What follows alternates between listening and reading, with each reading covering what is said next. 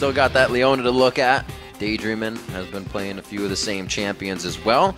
He does have that Lulu in there. You may see coming from his side. Shiphtur, we've seen him playing some pretty crazy champions, trying to bring out the 3-time Katarina. Didn't work. Ziggs, Kale, LeBlanc, Nidalee. He's got a big champion pool. He's a factor for Coast. If he doesn't get going, the game becomes that much harder. Right, you can see that they don't spend target bans on the mid lane because his champion pool is so big. Right. The only thing is they take out Yasuo just because it's a strong champion at this moment. So they just want to get that one off the table and leave the mid lane as open as possible because High's champion pool isn't as ginormous as most of the other mid laners around. Right. So going to something very comfortable like LeBlanc, we've already seen so many times in the LCS how effective that champion is at steamrolling games. Yeah, that's going to be very big for High. You saw what happened earlier. We've seen what happened when Bjergsen gets it. LeBlanc is just too scary to let through unless you focus it. And we'll have to see if they put that strategy out. Maybe they don't want to focus it. Maybe they say, we'll avoid it.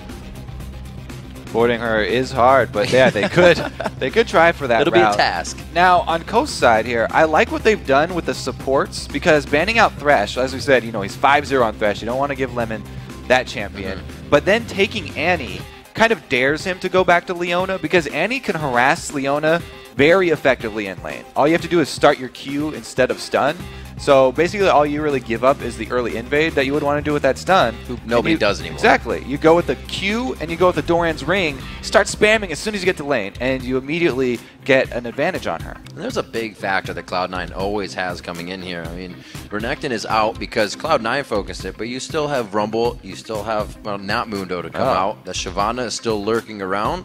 Actually, they leave that top lane for balls coming up to the last pick here. Sivir and Leona to be locked in. This will be the second Sivir play from Sneaky. Right, they take the dare, but you can see the potential that they have to shove a lane is ginormous. Yeah. I said that twice already. That's a good word, though. I like that one. Sivir plus Leona, because Leona helps shoving lanes because she often can go Targons, and she can execute the early ones, and then Sivir starts with the Ricochet, and she can start shoving at level 1 as well. So whatever lane that does go to, you know, it could be a switch, but even if it goes to the 2 versus 2, they can try and not start with Meteos and not help him on his first buff and try and get the early minion wave advantage. ZionSpartan and WizFujiiN actually having a conversation right now about these picks that are happening. Shiphtur is going to be locking in the Wukong. We've seen Nintendude try his hand at that twice now, 0 for 2, but Wukong is a playmaking champion, so any given game you can get that win on him. And there's a lot of pressure when you play Wukong because his ultimate can be devastating if you get the good initiation. Right. But he is very susceptible to being kited. When you pop your ultimate, you're not immune to any CC, so if there's ranged slows or snares on the enemy team, they can render your entire ult ineffective by using those on you and just kiting backwards, which Cloud9 are very adept at doing. They've shown time and time again that they deal with area of effect teamfight comps extremely well, just by splitting up or using something like Spell Shield for Sivir, and then kiting backwards until it's time for the re-engage. That kite and fight to make it happen.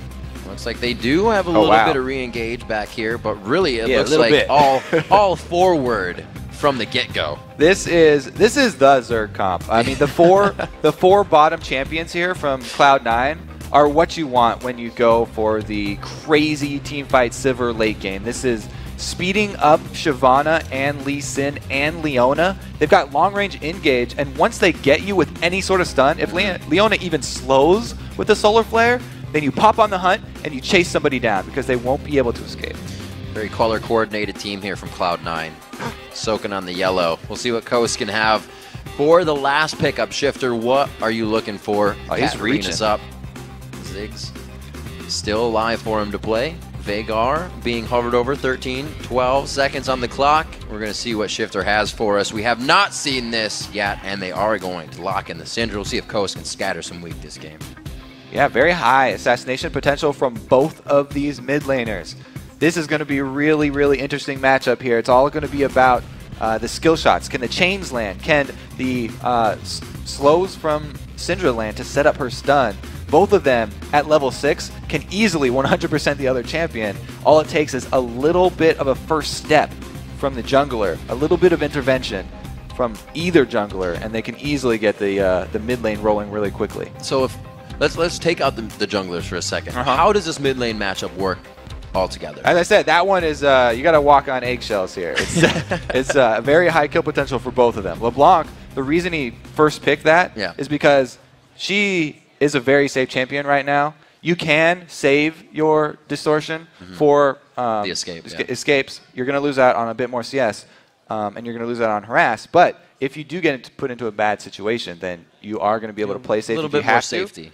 So Syndra, it's really going to be all about who can get that early harass down, who can get the lead building up before the junglers. Gotta love outplay lanes. These guys looking to kill, maybe with a little bit of roam. But as the teams load into the game, let's check in with who you voted to take this next win. According to LOLesports.com, 92% of you think Cloud9 is going to come out on top. That's a pretty big percentage. I expected something like that because Cloud9 are a very, very high-rated team, and Coast currently at the bottom. Plus, what they're showing yesterday, 5th game in their loss streak. We've seen Coast do a lot of things towards the end of the season. Obviously, it'll be easier to start that momentum now, but they do it when it needs to be done. ZionSpartan usually coming out as a huge player in that category when the pressure is hit. He's like the Jordan of Coast. He hits the shots when they need to be hit. That's pretty much the classic Coast strategy is have Zion just get very strong and split push until late game. It's a similar thing here. Mundo pretty much always. Dyrus just went over this matchup.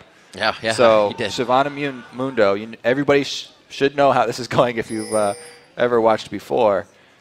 We'll have to see. The thing in my mind here for the early game is still I have the question about the duo lane here from Leona and Sivir. Can they get their minion wave rolling forward quickly? And we'll see if Daydreamin has actually started with the stun or Q. And he went Q. So just as I said, I think he's going for the early harass on Lemon. As soon as they show up in lane, he'll try and chunk him down, just spamming out the Qs. And, even without going Dorian's Ring, it's still the same idea.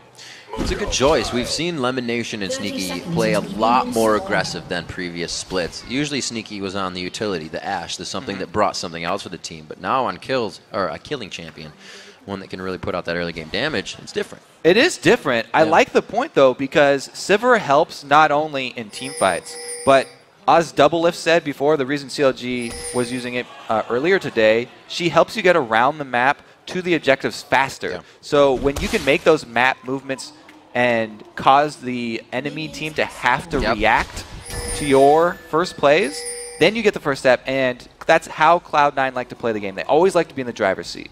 Just finding utility in different champions with a bit more strength. LemonNation's going to go ahead and waltz this one in. Just say hi to WizFujiiN real quick. Real bold. Let's see. High returning back to lane. He'll walk over a ward that was previously placed by Coast as all the early wards just getting laid out right now from the trinkets. And both junglers starting with the opposite buffs from the duo lane so that they can allow their AD and support to try and fight over those first waves and fight over the experience to get the early level 2. Brush control. LemonNation looks to grab it, but the ward goes down quite quick from Daydreamin, and you're right, Kobe. It may not be the W, but they are getting the quick push on the lane here. Yeah, they definitely jumped for it. Really, the tell is the second wave when the first melee goes down. Very early aggression coming in from High. Shiphtur down to half HP, already coming in on the second wave. High looking to make this one aggressive, and he still has Ignite up. Yeah, High going with that Flask as well means that as soon as he takes any harass, he immediately starts drinking because he has so much regeneration but very little max combat stats. He doesn't have max health. So if a gank does come in, he's still very susceptible to being 100%ed. Yeah. A little bit of regen during the gank isn't going to help as much as the max health. So LemonNation doing what we thought they would, just getting this wave pushed up a little bit and patiently waiting for it to come back. 12-9 in that lane as nobody's really taken too much aggression. Daydreamin's been holding on to pretty much all of his mana so far, not harassing. I'm very surprised at that. I think it was because the early lane, or the early minions went over to Sneaky. But man, in the mid lane, High is doing his classic early aggressive lane. Bjergsen talked about it so much how, he learned, even coming from Europe, the mid lane mecca from High. Here we go. In the bottom, a little bit of harass. Nice boomerang. Meteos making some action happen at Wraiths. We did just hear him say he doesn't really move on something unless he knows it's going to be effective for the entire team and himself, and he's still giving Nintendude a hard time here. Gets the cripple down. That's going to be the clone out. Is he going to be able to find the force flash? No. Hit the Q.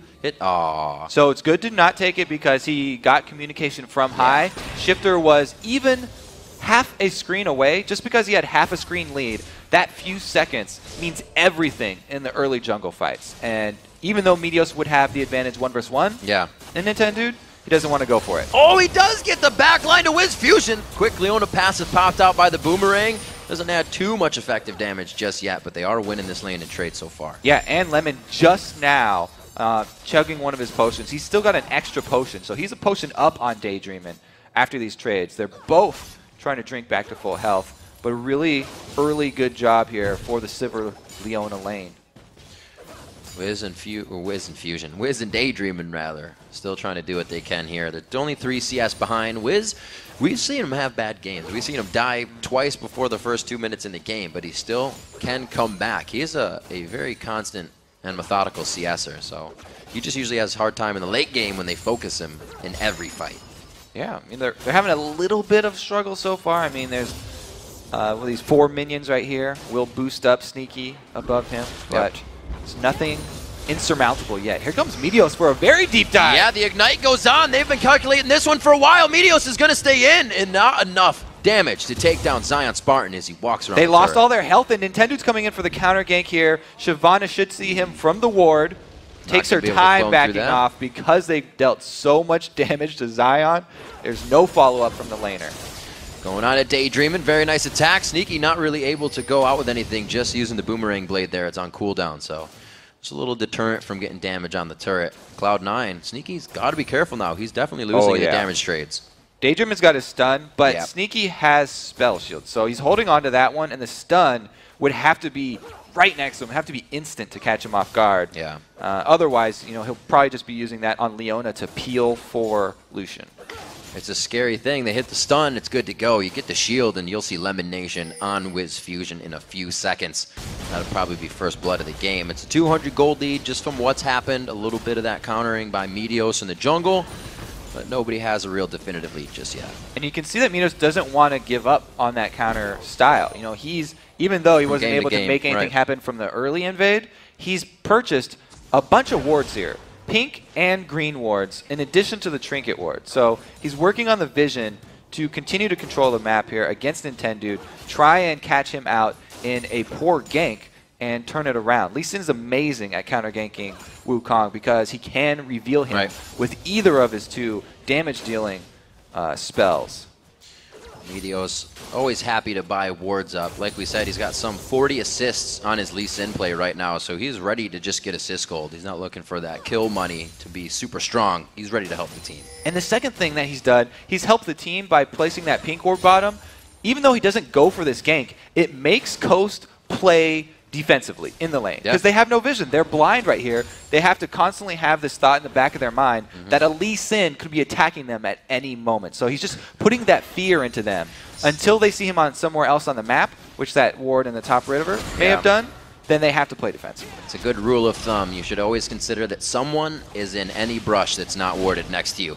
He's going to be going for the red here. Balls is going to come down to help, give a little bit of safety. And here, Kobe, you can even see, like you were talking about before, the countering in the jungle isn't just the jungler. Mid and top are moving to help. Yeah, I have pretty much talked about that all day yesterday, but it's still true. It's still a really big point. I'm glad that a lot of these teams are backing up their junglers because they definitely need it. Feels good, doesn't it? It does. Feel good for junglers around the world. 8 minutes on the clock. One for the home team. Let's see what Shiphtur can do. They're roaming a little bit. He did also come down there with Nintendude because they almost had a quick engage. The blue buff transfer over to high. He's already been having quite a nice, let's say, not dangerous in the mid lane, safe mid lane. As we said, he was going to be keeping himself distance from Shiphtur. Yeah. I mean, it's not like they didn't try and harass each other. They were both trading pretty evenly. Because High was able to go with the flask, he was regenerating up very effectively. But the first roam really is the double gank. The jungler and mid going down bottom. It's been called out by Cloud9. That's great. So just the fact that Cloud9 was tipped off is enough to stall Coast in their movement. And now you have to make the best of this bad position. Hey, we've got 4 people down bottom. What do? Do we go for Dragon? Do we get a turret? We have to make something out of that time or it's all just wasted money. See, Ball's playing this a little bit differently. Dyrus, when he was playing Mundo just now, was able to take down a Shiv 82-56 in this top lane here. Meteos making a second appearance, but not yet. Okay, now he did. Okay, I have to say that it's very dangerous to go for this again here. They have the Ignite, though. He burned him. I don't think they care that it's quite dangerous. There it is, the kick coming from Meteos. The first blood, again, methodically done. So the thing, though, that I was trying to point out is that Coast, with that roam down bottom, they sent all their resources down there. It made Cloud9 confident that they can make a play anywhere else on the map. And even though Meteos sat in that bush for a while, they knew there was no possibility of anyone coming to Mundo's rescue.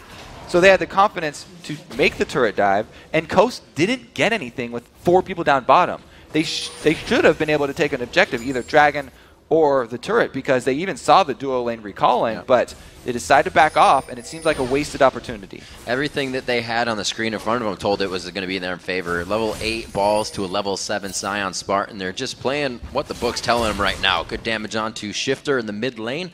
High trying to keep that aggression down. He's gone for 2 Doran's rings to Shiphtur's Chalice in the mid lane.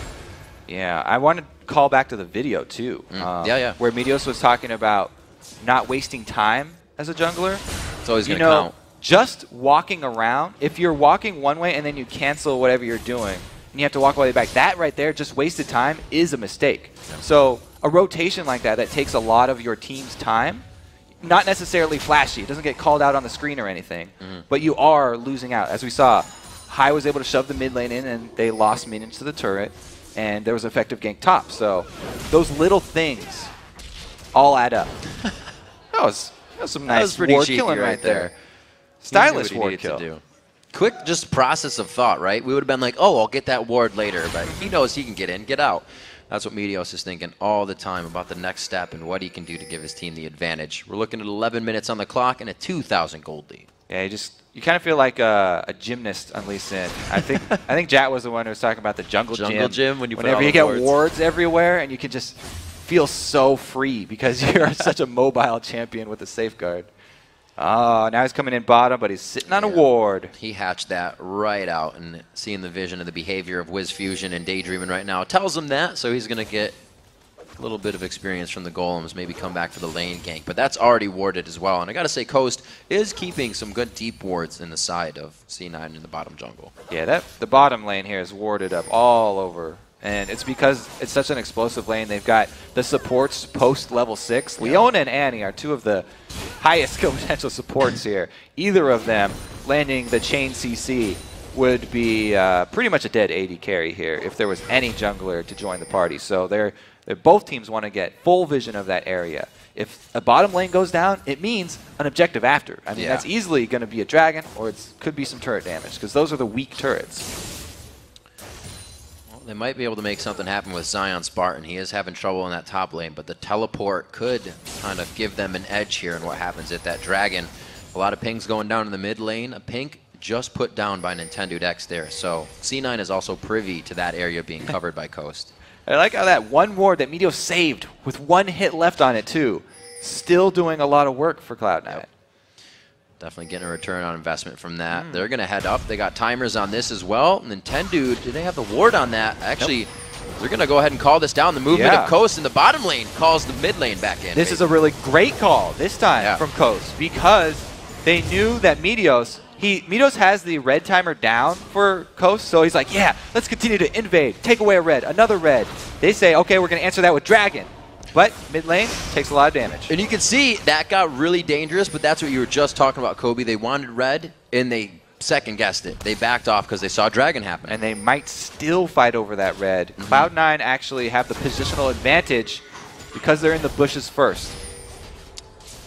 Easily grabbing and making it look like their side of the jungle, too. Coast can't do much to get back in. You still got balls pushing ZionSpartan into that lane. That wasn't actually red. We were tricked. It was just the babies that they left there from the last invade. So, scratch all of that, mind games. Just kidding.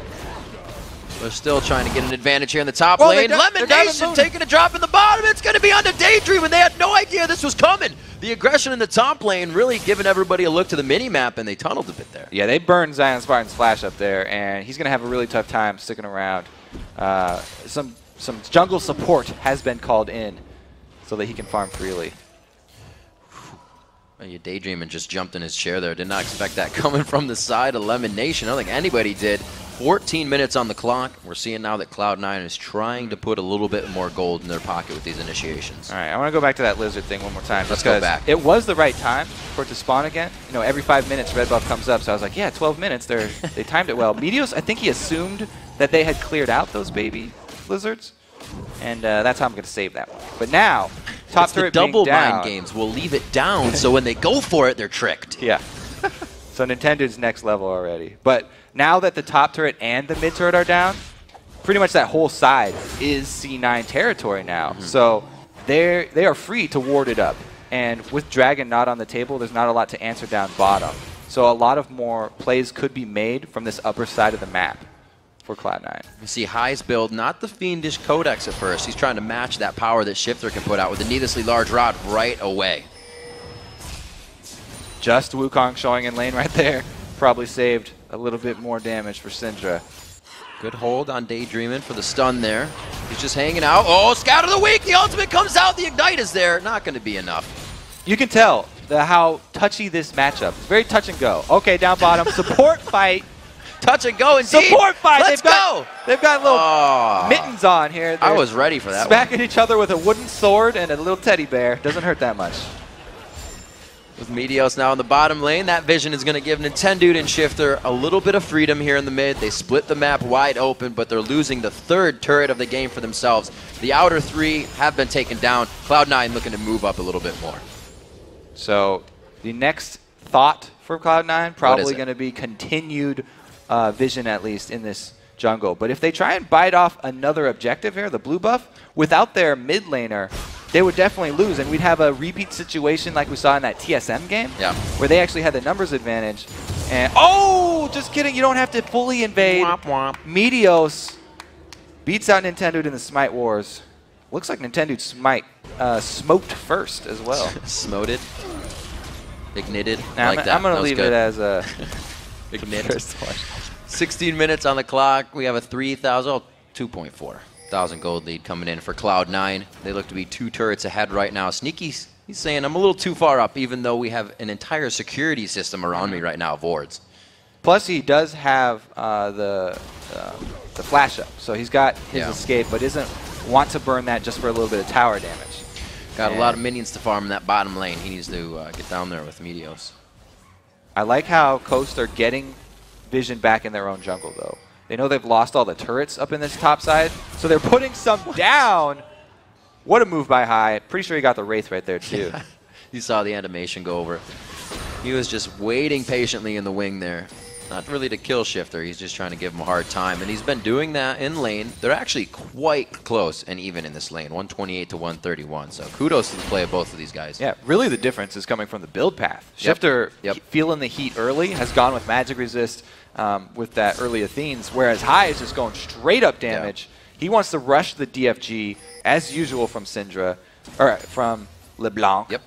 And he wants to be able to blow people up. Now, I love that build specifically against Wukong, as I said, because ranged harass really, really hurts out Wukong. If you can silence him and lock him down before he's able to get off the initiation, then that is a giant win for your team in the upcoming team fight. See if they can keep protection onto, I don't even know if they need to try and keep protection on Sneaky. He can really get himself out of anything. On the Hunt's going to be on, Spell Shield. These guys are fit for these fights that Coast is going to bring to the table. Yeah, the bottom lane is feeling very confident, so they're leaving them to their own devices, and they're going to the side of the map that we said they had a lot of control over. They're trying to make a play in this map that they've opened up top. Diving right by ZionSpartan. That was a nice duck by him, but I don't think he's going to live throughout this one. Meteos is going to come in and get that execute on the Sonic Wave. So there's the play. They're able to capitalize pretty much how they laid it out, but the answer from Shiphtur is canceled. Never mind. They reinitiate the call. A little bit of debate going on. LemonNation playing defensively, and they back off. So Cloud9 really giving and taking at the appropriate times. See, I feel like when Coast does this, they're a little bit lax in their engage. They do take it. Well, they took a lot of damage there. One more member from Cloud9, and that's a full engage. They didn't waste their time this visit bottom, though. They were actually able to get the objective this time around and secure some gold for the team. So that's a little bit of an improvement. The only thing is they took so much harass doing it that they're going to give up the dragon, even though they've got Wukong and the AoE ultimate is ready. They don't have the numbers around it. And it's a huge win here. Again, Cloud9 really running out in front with this one. And although that kind of show that, you know, Coast is kind of jumping before they think about where they're jumping, because wouldn't that have been better for Dragon and then that turret in the bottom lane possibly? So I like your little analogy there, because it seems like they're thinking on the fly with their plans, whereas before Cloud9 move, they make the call and they get everyone's buy-in for the call. Seems like Coast are making the call as they're moving. So it's interesting. You can sort of see the plays as they happen for Coast, whereas Cloud9 seem a little bit more premeditated. They have a good wave down in the mid lane, so Cloud9 taking this time to somewhat reset themselves here. They know they have the lead. They don't have to pressure anything too much, or at least LemonNation might want to. Here gets another ward. LemonNation getting deep, though. Because they did such a good job with the vision, Nintendo doesn't know if there's one person there or 5 persons. People persons. There's a ton of them. It's going to be a party. It did take enough time. I like the fact that Lemon gets into an area like that and just patiently waits, and then you see the team just start to formulate around him. That almost became another good engagement for them, just because their vision is on the up and up, and Coast can't do much to sweep this out. Their sweepers are constantly down, and they haven't hit all the wards yet. All right, Coast are grouping up. They want their team fight now. They want to try. Ooh, Wukong took a lot of harass there. Yeah, no armor there yet. You can actually burst him down pretty easily when he does come in for his ulti. If they all focus him, you know, plus he's only level 10, so it's just the level 1 ulti right now. Very dangerous for Coast. Now we come into this game saying Meteos has a really great Lee Sin play, and he's already 2-0-0 on this game. He's not looking to get the assist this time. He's looking to say, get on my back, I got a big enough backpack, and let's go. 21 minutes into this, Cloud9 complete control over Coast's blue. And really, Coast is losing having a jungle right now. Yeah, not only the top side of the map, but now bottom side is secured because they've put even more wards down and taking out that turret, really helping them suffocate this Coast team. They've already got them second-guessing themselves. Now it's just a matter of trying to pick off a member of Coast. Whereas Coast, they really want to make their move. Once they have Wukong and Annie hit level 11, that right there is the combo they want. Like, Coast are built all around that. The double AoE wombo. They're hoping it can hit. Just like Ball said in the beginning, Daydreamin in the backside, a beautiful solar flare stops Tibbers from really getting anywhere it needs to. When they get back on this, that turret should go down eventually. They really needed both to get anything here. And since one is already blown, the next team fight's going to be hard for them to hold. I mean, Mundo can teleport in, but you're still going to be fighting without Tibbers, so it's going to be all on Nintendude. He's got a really tough job here. Oh my gosh. There he goes. He hits High. High is in the backside. The clone stays in, but High gets a chain out, even still getting damage. ZionSpartan teleports in. They're regrouping, and they beautifully just all slide against that side of the wall, get back into position to re-engage. Yeah, still to level 10, still very squishy. Not much of a chance there for the Monkey King, and Nintendo falls. Valiant effort, but it's going to be Cloud9 with a pretty easy siege of this turret now. 4,000 is the gold lead. Oh, nice scatter the weak, stopping the Dragon's Descent damage to come in. Shiphtur, though, gets cut down very fast. Meteos gets to the back line, his 3rd kill of the game, his 4th kill of the game, and the 2nd-tier turret in bot lane for Cloud9. And to add insult to injury, Lemon gets out with double-digit HP. They get 0 kills off of it, and Coast have probably been heartbroken right now. It's really tough to come back from a 5-0, right? See, we watch it one more time. Even though they knock balls out, Lemon, again with the engage, able to land it, and Meteos goes all the way in to finish off the kill. Talking about kicking him in the back of the head. Gosh. That one's going to take out the Doctor. That passive auto attack. So close to killing him, and credit to LemonNation. His Thresh game yesterday was amazing. He was hitting hooks left and right. It might have been 13, 14 consecutive hooks in a row to keep the game going, and again, on Leona. They're the only 2 champions he's played this split, and there's a reason why. Yeah, very successful on both of them. Leona a little bit less so, but he's done a great job this time around. He's looking to fix that. Exactly, and he's also been a team player this time around. You can see he's got the aura for his team. going with it early. Yeah. I guess he just... See what he can do. Locket of the Iron Solari will be formulated out of that. ZionSpartan and Balls to go back to it in the top lane. Balls with a nice red buff taken down on him as well, so he'll be able to pretty much harass out Zion continuously, as it has been all game. 230 CS in that lane to 176. And Meteos did a great job to get Balls going in that top lane. He did. Balls is really having an easy time now because Siobhan at this point with the Blade of the Ruined King is able to do exactly what she wants with Mundo, shove him under the turret, but a 4 versus 4 fight mid is still hard to pull off because, as we said before, you need to combo those AoE ultis, and Cloud9 are so good at spreading out. I don't see Coast getting more than 2 people with either of those CCs. From the side, the scatter of the week, again, 2 for 2 on that one, but is it going to be enough this time? They are able to take down Nintendude. That Cyclone did just go off, but like you said, Kobe, without being tanky, it just goes down. Yep, they weren't able to land the combo, and Cloud9 walk away with not only with the snipe, but also the turret. It's getting pretty bad. They're bullying Coast off of pretty much everything here, and it's not. They're just, give me your lunch money. We're going to take it and get more. It just looks so grim right now for Coast because if they venture anywhere outside of their base, this Cloud9 team, we already talked about their chase potential. It's unreal. We can even say the initiate between 2 turrets. They get the silence on Daydreamin for long enough that they can't combo it. The Tibbers with that with the Wukong ult, you know, he even threw it down, but it still wasn't enough. Nintendo just gets blasted as soon as he gets inside. He's even gone more tanky than usual with most of the Wukong starting out that Lizard Elder. That is true. He's gone for a little bit more health, but man, he is just getting annihilated.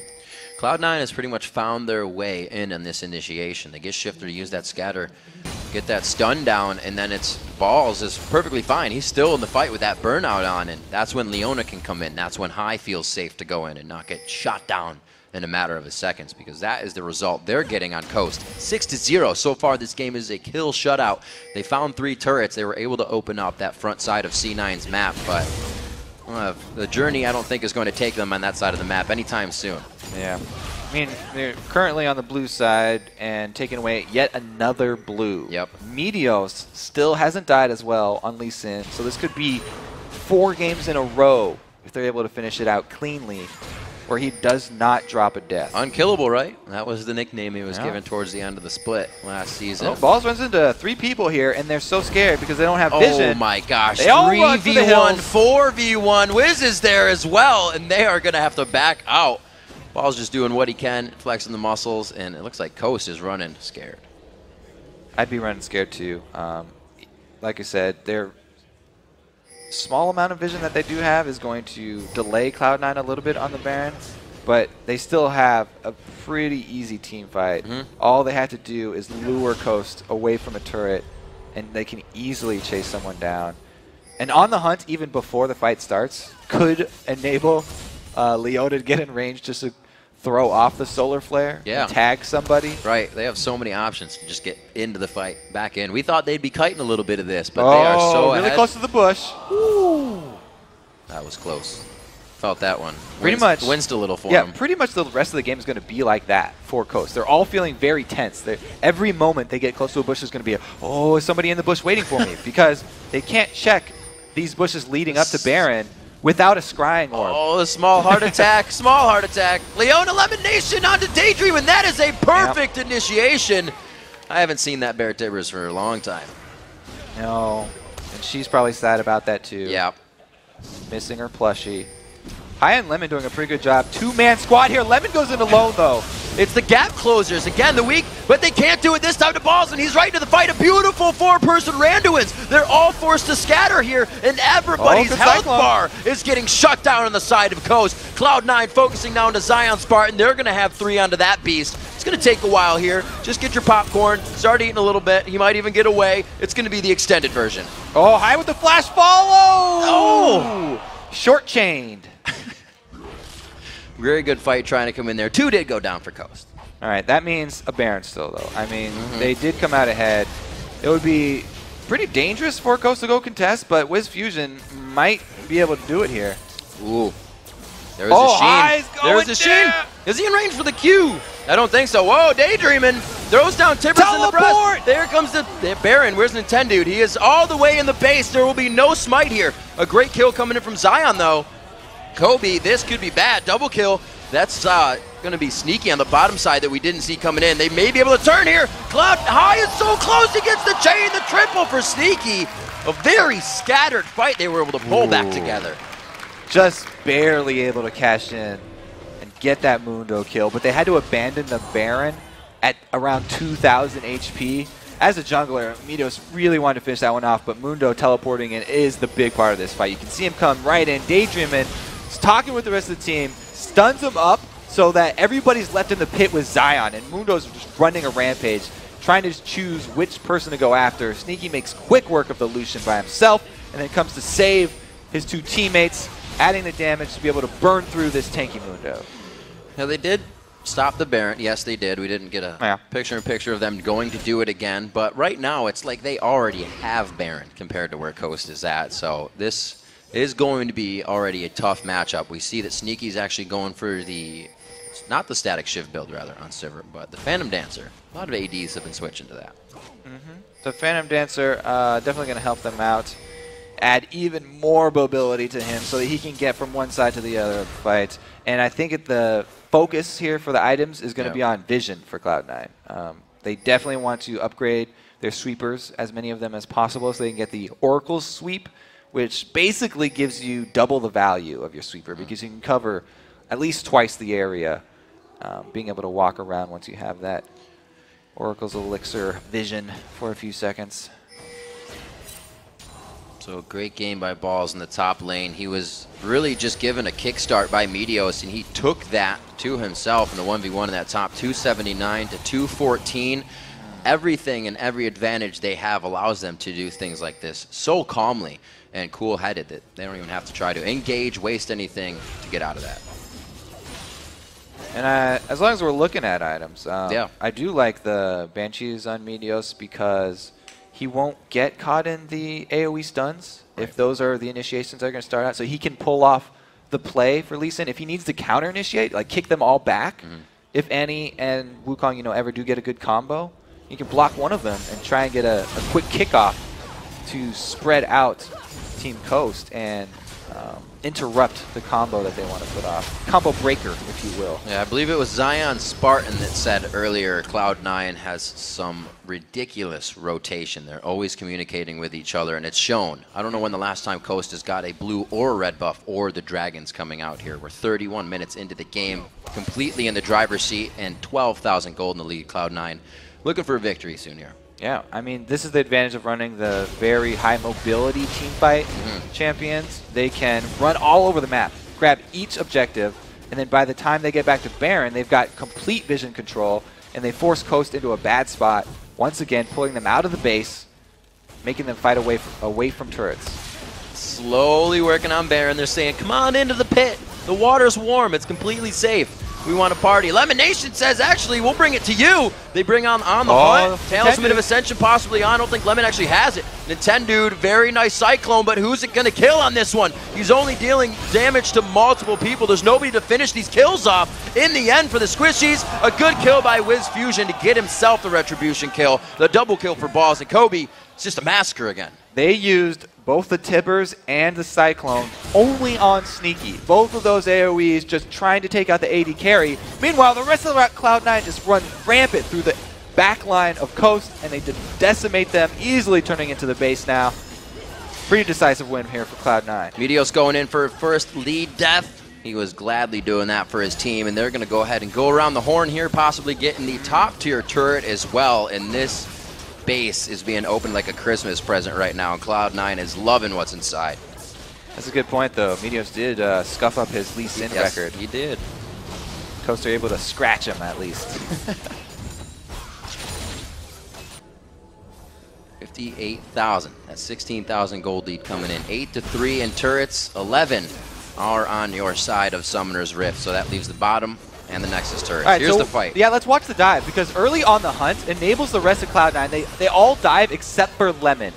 as we said, Wukong's still susceptible to CC during a Cyclone. Lemon able to keep him off Stinky just long enough, even though the Tibbers and Cyclone are used on him.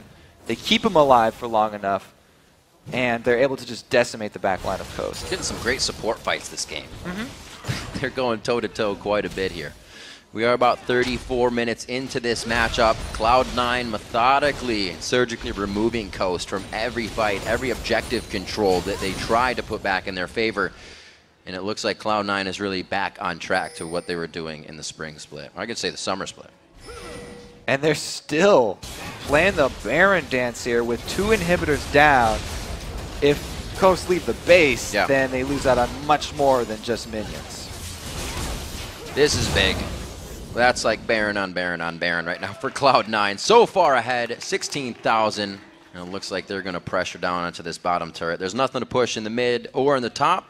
Let's see what they can do in this bottom lane. The wards are still trying to be put down by Coast, but they're only fighting in their base right now. It's just to let them know that Cloud9 is coming. Yeah, it's going to be a tower dive coming. Straight to your face. Balls is going to start this one off. He's got plenty of armor to tank up this turret. They don't have to dive. They can easily just wait outside the turret and let super minions push in. But I don't even feel like Cloud9 have to wait for that at this point in the game. If they get a good solar flare, they'll probably just jump on it. And all they have to do is keep in mind that they're spreading out. As long as they spread out and avoid multiple people getting locked down, should be a pretty easy execution. They didn't even knock, and they're in the front door. Nintendude is not going to be able to Cyclone this time. No, he does get out on the clone, but again, taken down instantly. Not enough tank to be built in that game. Cloud9 has not given Coast the time to respond to pretty much anything here. From the fountain back into the fight, that's where they're finding safety. Balls lives just in the end. Oh, no! He suicides himself into the turret. Shiphtur gets the kill there, but I think it's too little too late. The Nexus looks to be going down, and they're going to be going for it with the kills. Shiphtur lives, though. Could go back to the fountain and heal up. So many minions on the Nexus, though. Meteos, there we go. Everybody's able to get the last few shots in.